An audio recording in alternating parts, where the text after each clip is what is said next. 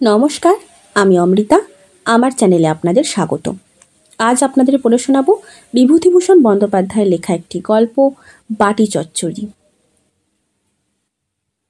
সংসারটা এমন কিছু বড় নয়, মাত্র দুটো মেয়ে মানুষ এবং একজন পুরুষের সমবায়ে গঠিত।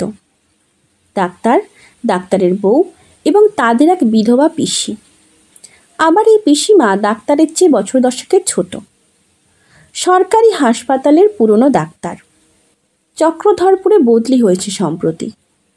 ছোট্ট সংসার, আরও ছোট্ট একখানা বাড়িতে অবস্থিত। বেশ ভালোভাবেই চলছিল, সুখে, শান্তিতে, হাসিতে, আনন্দে। উদয়াস্ত সুমহান কাল কেটে যাচ্ছিল মোহন ছন্দে। এহেন সময়ে ডাক্তার একখানা চিঠি পেল এই মর্মে, কলকাতা থেকে নাকি তার বাপের ছোট কাকার বড় ছেলের রুগ্ন বধূ আসছে তার শরীরের ক্ষতিপূরণ করতে এই পাহাড়ের দেশে। অলকার স্বামী ডাক্তারের চেয়ে অনেক ছোট। প্রস্তাবনাটা পিসিমার কাছে উত্থাপিত হলে তো সে প্রতিবাদ করলে। বেশ, আসুক ছোট বৌদি, আমি কলকাতায় যাব, এখানে থাকতে পারবো না। ডাক্তার প্রতিবাদ করলে, তাহলে এখানে দিন চলবে কি করে? সে আমি কি জানি ভাইপো।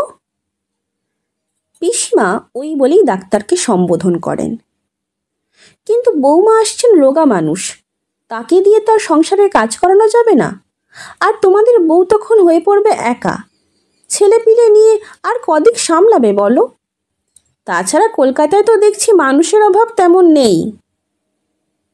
সুতরাং পিসিমাকে থেকে যেতে হলো। অলকার সঙ্গে তার আজ প্রায় 5 বছরের বিবাদ।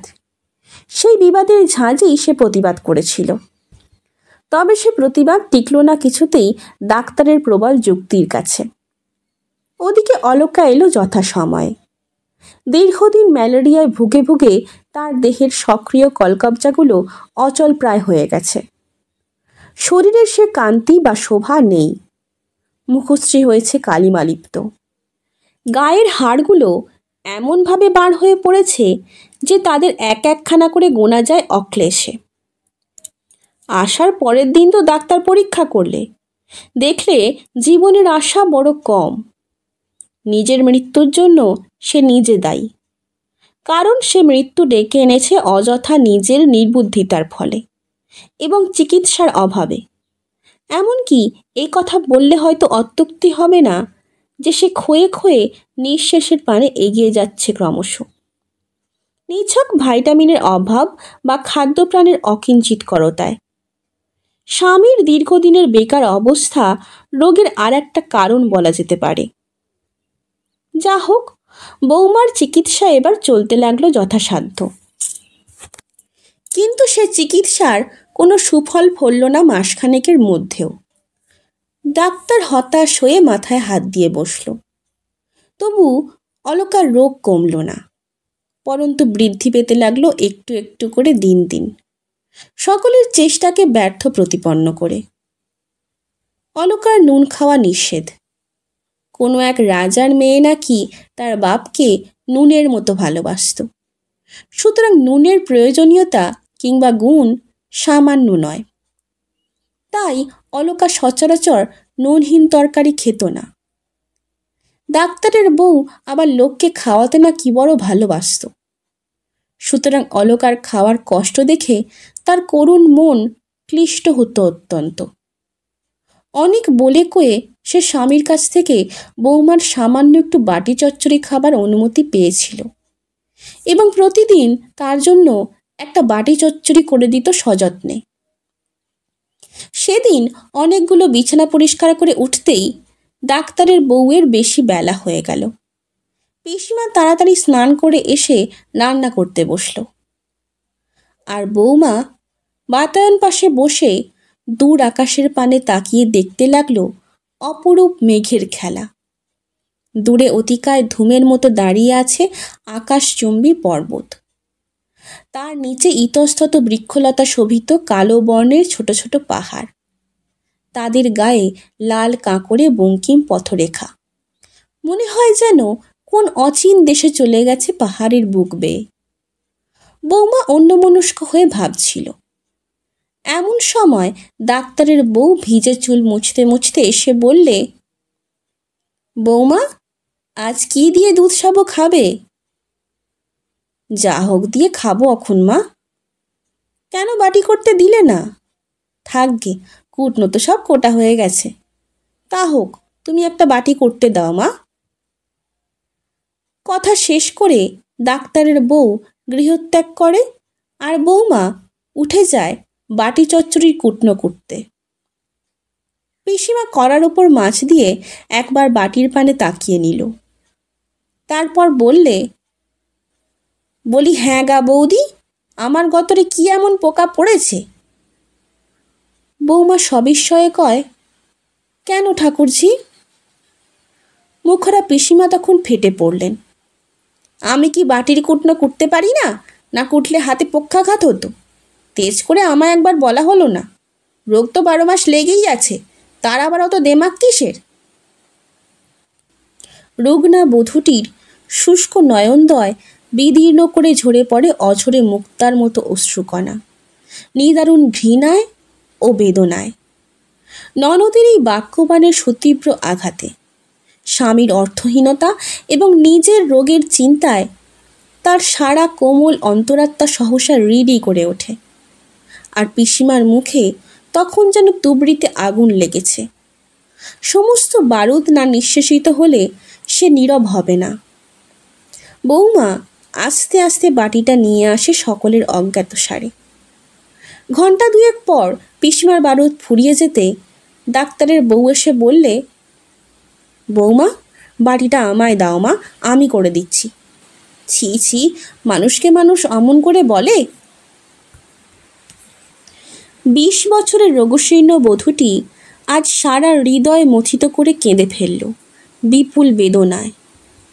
শ্বশুর শাশুড়িকে অকালে হারিয়ে সে আর বিধবা ননদের গঞ্জনা সহ্য করতে পারছে না। ডাক্তারের বউ আঁচল দিয়ে তার চোখের জল মুছিয়ে দিয়ে বললে, কেঁদো না মা, বাটিটা আমায় দাও। না থাক মা, বাটি আমি আর এ জীবনে খাবো না। ছি, সে কি হয় মা? খুব হয়। ডাক্তারের বউয়ের বহু অনুনয় বিনয় সত্ত্বেও বৌমা বাটি বার করে দিলে না।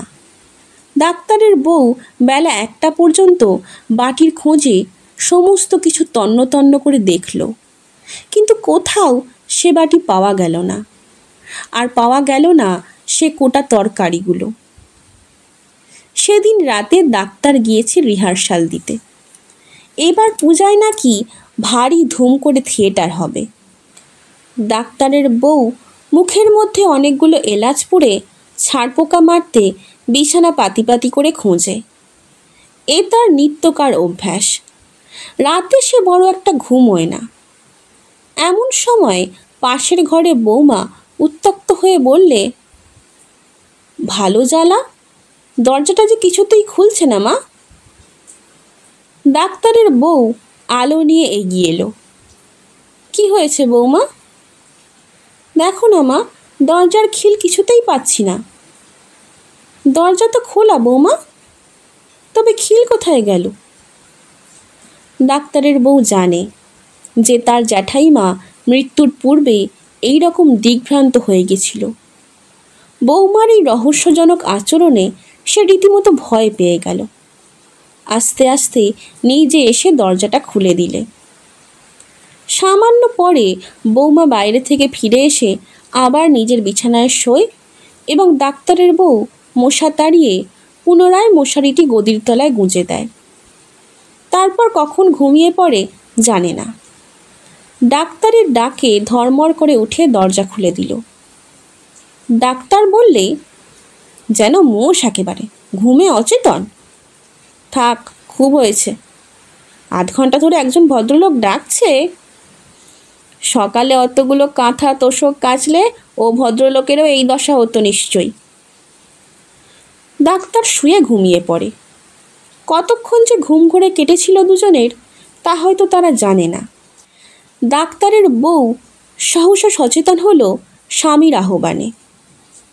ওগো ওগো, দেখো তো, ও ঘরে বৌমা কি যেন বলছেন। ডাক্তারের বউ শুনলে বৌমা পাশের ঘরে বলছে, দূর ছাই, কিছুতেই তো আলো জ্বলছে না। রুগ্ন কণ্ঠ ক্ষীণ স্বরে নিশীথের নিস্তব্ধতা ভঙ্গ করে অট্টহাসি হেসে ওঠে যেন কিসের ব্যাকুল প্রচেষ্টায়। ডাক্তারের বউ গৃহে প্রবেশ করে দেখে সে এক অদ্ভুত ব্যাপার। বৌমা মশারির মধ্যে হ্যারিকেনের ল্যাম্প নিয়ে গিয়ে অনবরত ফসফস করে দেশলাইয়ের কাঠি জ্বেলে যাচ্ছে, আর সেই প্রজ্বলিত কাঠি চিমনিতে ঠুকে ঠুকে নিভিয়ে ফেলছে প্রতিবার। এমনই করে জ্বালাতন হচ্ছে ব্যর্থতার বেদনায়।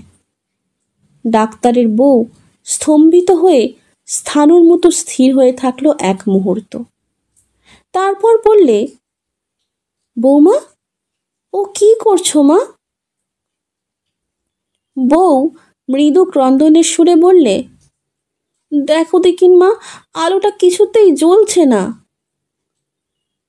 বৌমার জ্ঞান সহসা ফিরে আসে। কিংকর্তব্য বিমূঢ়ের মতো তাকিয়ে থাকে ডাক্তারের বউয়ের পানে। ডাক্তারও এগিয়ে আসে।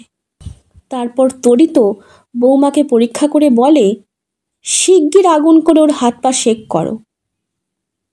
এতক্ষণে পিসিমার ঘুম ভাঙে।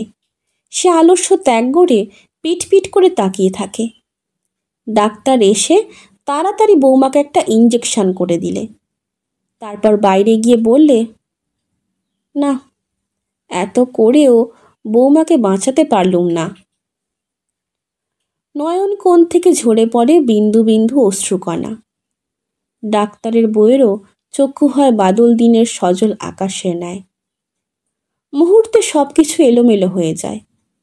কলকাতায় টেলিগ্রাম করা হয় বৌমার স্বামীর কাছে, তবুও যদি একবার শেষ দেখা করতে পারে পাড়ের ঘাটে। ডাক্তার যথাসাধ্য চেষ্টা করলে।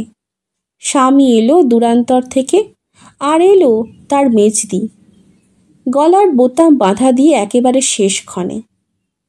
তবুও বৌমা বাঁচল না। ডাক্তার কাঁদল, আর কাঁদল তার বউ, মৃতার স্বামী ও মেজ ননদ।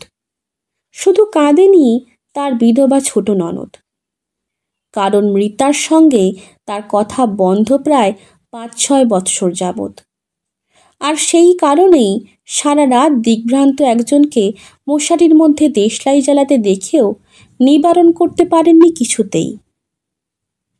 এই ঘটনার দিন ৭ পর ডাক্তারের বউ কোনো এক মধ্যাহ্নে ভাঁড়ার ঘর গোছাতে গোছাতে একটা খালি হাঁড়ির মধ্যে পেল সেই বাটিটা আর তার মধ্যেকার কতগুলো শুকনো তরকারি। পুরনো ক্ষতে আবার যেন নতুন করে আঘাত লাগলো। একটা ব্যথিত দীর্ঘ নিঃশ্বাস বুকের মধ্যেই চেপে ধরল। মর্মন্তুদ বিচ্ছেদ বেদনা লাঘব করলে না সশব্দ শোকার্ত বাক্য বিন্যাসে। কেবল সজল নয়নে তাকিয়ে রইল সেই বাটির পানে আর শুকনো তরকারিগুলোর পানে। শুনছিলেন বিভূতিভূষণ বন্দ্যোপাধ্যায়ের লেখা একটি গল্প, বাটি চচ্চড়ি। গল্প পাঠ কেমন লাগছে তা আমাকে কমেন্টের মাধ্যমে জানান। যদি ভালো লাগে তবে লাইক, শেয়ার এবং সাবস্ক্রাইব করে পাশে থাকবেন। ধন্যবাদ। নমস্কার।